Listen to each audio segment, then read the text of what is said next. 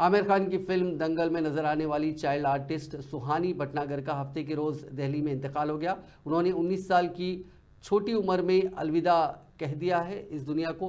Report के मुताबिक सुहानी की मौत गलत इलाज की वजह से हुई। सुहानी ने फिल्म दंगल में छोटी बबीता का किरदार अदा किया था। उनके इंतकाल से इंडस्ट्री में शोक की लहर दौड़ गई है। रिपोर्ट के मुताबिक सुहानी भटनागर को कुछ अरसे कबल टांग में चोट आई थी, जिसके बाद उनके फ्रैक्चर का इलाज शुरू किया गया।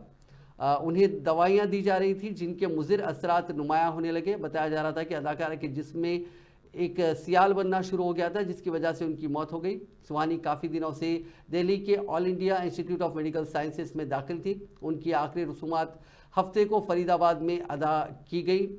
सुहानी भटनागर फिल्म दंगल में आमिर खान, साक्षी तन्वर और जायरा वसीम के साथ नजर आई थी। सुहानी को उनकी परफॉर्मेंस पर काफ़ी दाद मिली थी। दंगल के बाद सुहानी भटनागर को कई टीवी इश्तिहारात में भी देखा गया था। कुछ अरसे बाद उन्होंने अदाकारी छोड़कर पढ़ाई पर तवज्जो देने का फैसला किया था।